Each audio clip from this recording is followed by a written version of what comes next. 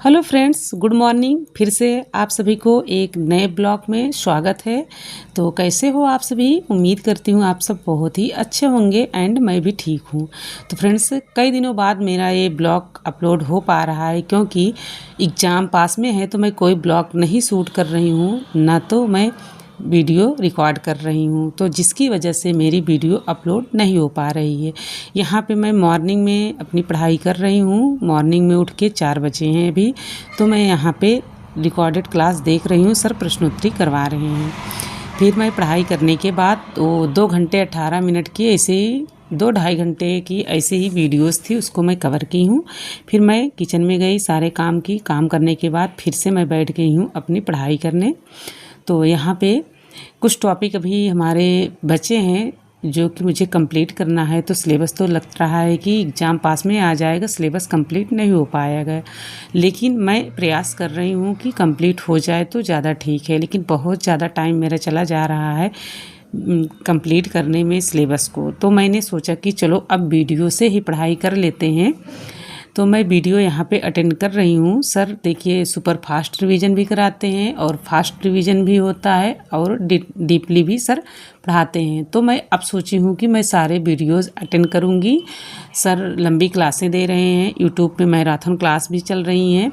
तो अब वीडियो के माध्यम से मैं पढ़ूँगी और मैं अब अपना सिलेबस नहीं कंप्लीट करूँगी, क्योंकि मेरे पास इतना टाइम नहीं है कि मैं सिलेबस को कंप्लीट कर पाऊँ, और कंप्लीट हो भी नहीं पाएगा और सारा टाइम लिखने में चला जाएगा। सुबह से बैठो, शाम तक लिखते रहो और फिर कुछ समझ में नहीं आएगा। जब आप सिलेबस कंप्लीट करते चले जाएंगे, आपके पास टाइम ही नहीं बचेगा, तो फिर कैसे अपने परीक्षा के लिए तैयारी करेंगे? क्योंकि उसके लिए तो रिवीजन करना बहुत ज़्यादा ज़रूरी होता है। और देखिए, एक बार पढ़ने से कुछ नहीं याद होता है, कई बार जब हम पढ़ेंगे तभी वो समझ में आता है। तो हम अब स्टार्ट कर दिए हैं कि वीडियो के माध्यम से पढ़ते हैं।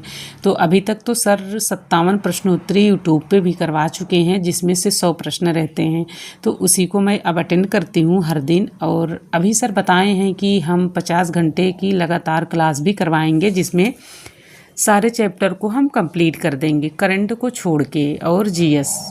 बाकी जो आपका सिलेबस है, मेरा हिंदी है, तो हिंदी सिलेबस सर कंप्लीट करवाएंगे। तो वहाँ से मैं अब पढ़ूंगी और अब अपना सिलेबस मैं कंप्लीट नहीं करूँगी, क्योंकि अब इतना टाइम नहीं है कि मैं सिलेबस को कंप्लीट कर पाऊँ। तो देखिए फ्रेंड्स, बहुत सारे लोग कहते हैं कि सर्दियों में जल्दी हम कैसे उठें। तो उसी टॉपिक में मैं बात करने वाली हूँ कि आप सर्दियों में जल्दी कैसे उठ सकते हैं। तो सर्दियों में जल्दी उठने के लिए रात में जल्दी आपको सोना पड़ेगा। सोने से पहले मोबाइल को और टीवी से दूर रहें, ठीक है। गर्म कपड़े आपको पहनना है, पहन के ही सोइए आपको, क्योंकि सुबह जल्दी उठना है। और आप जल्दी अगर सोएंगे तो जल्दी उठ जाएंगे, क्योंकि अब रात बड़ी होती है और दिन छोटा होता है।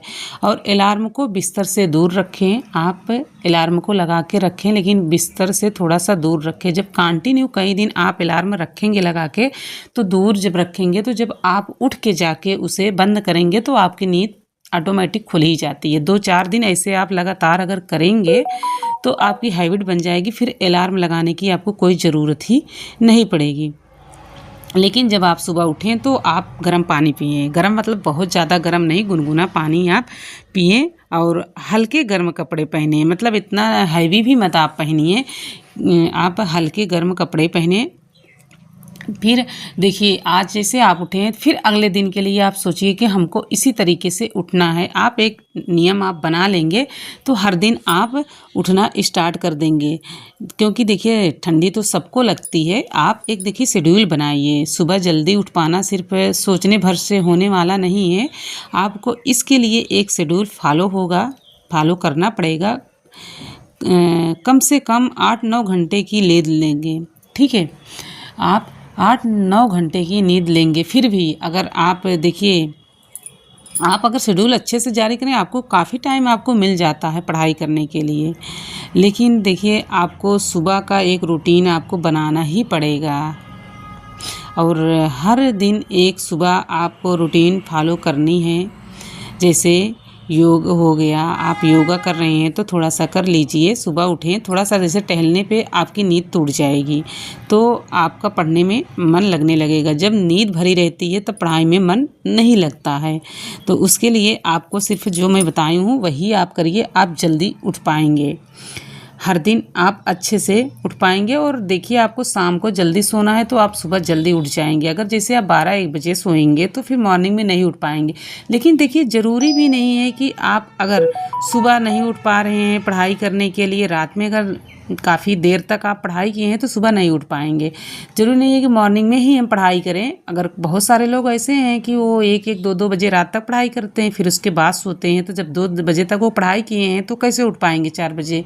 1 घंटे की नींद अगर लेंगे ना तो उनकी सेहत भी ख़राब हो जाएगी और फिर ज़्यादा दिन टाइम तक नहीं चलता है ये वाला शेड्यूल। लेकिन आपको जो शेड्यूल बनाना है, बना के रखना है, उसके लिए आपको शाम को जल्दी सोना है, गर्म कपड़े पहन के सोना है, बहुत हैवी भी नहीं पहन के सोना है। मॉर्निंग में उठ के थोड़ा सा टहलिए, फिर आप अपनी पढ़ाई करिए।